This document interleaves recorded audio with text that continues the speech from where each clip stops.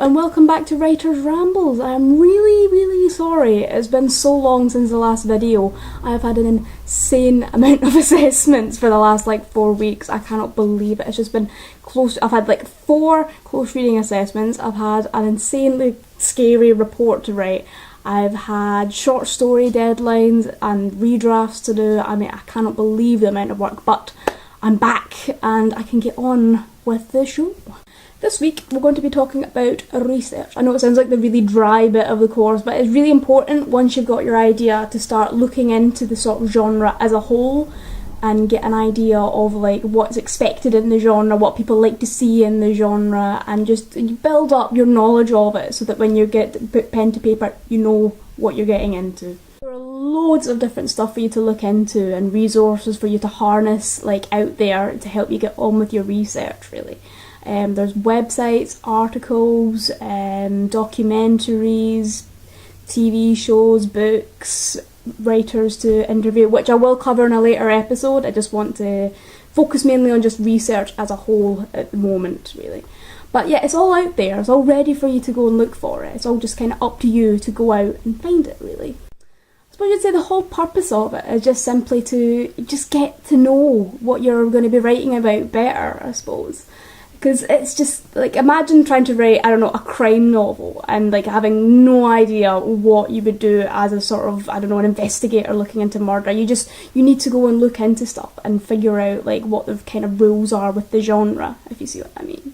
Whilst it's really important to research, it's also important not to over-research and take it too seriously and sort of get so much stuff and have so many different bits of writing that it becomes not your own work so much as a replica of sort of official factual stuff that you've looked up in the past, effect.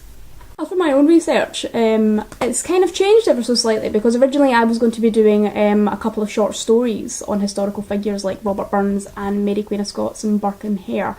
But it's slightly different now. I'm doing a novella solely on the Robert Burns story.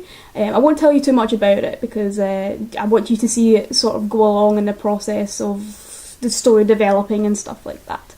But what I've been doing is I've been going and looking up onto I think it was the BBC website, and then they had a sort of general background story on who Robert Burns was and what he did throughout his life and sort of stuff like that. And then from that, and then a couple of other websites, I made this. I don't know if you'll be able to see it very well. Or it might be backwards or whatever.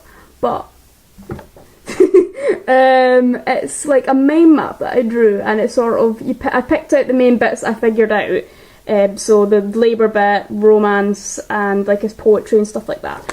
And then just boiled it down into all the different bits, all the different details and stuff like that. And it actually really helped. I figured out loads of different things that I didn't actually know about him to begin with. The kind of central bit I'm now interested in is this whole thing where he had a mistress effectively at one point, when he was when he was married, and then around they were going to run away to the West Indies and go and have a loads of love and stuff like that, but it ended up not happening because she just died. And then around about the same time he gained success with his poetry, and I was kind of it's got such potential for mystery elements to it, so that's now going to be a central bit in the story and building up his character, and there's just loads of stuff. I'm really excited about it. Okay, so I think that's everything on research, really. I've kind of summarised the whole idea of just take what you want from this stuff. Go and look into all these different bits, pick out what you want and use it in your writing the way that you want it. Don't stick to the rules with it. Don't say if someone said, this is exactly what must be done with a crime book or whatever, just ignore them. Do what you want with it. It's your own creative work. Just go mental with it. Have fun with it. And I showed you my little mind map, so that I just got all the stuff that I wanted, put it in a bit of paper, and then I knew exactly what the bits were that I was going to be focusing on with his character. I think next week I'll look into the interviewing of writers, maybe. They're a nuisance. None of them have got back to me yet. It's really difficult because you need to flatter them. And no, that's enough. I've given too much information already on it. But yeah, I shall see you in a week or two, depending on how much work they decide to load onto me. Bye!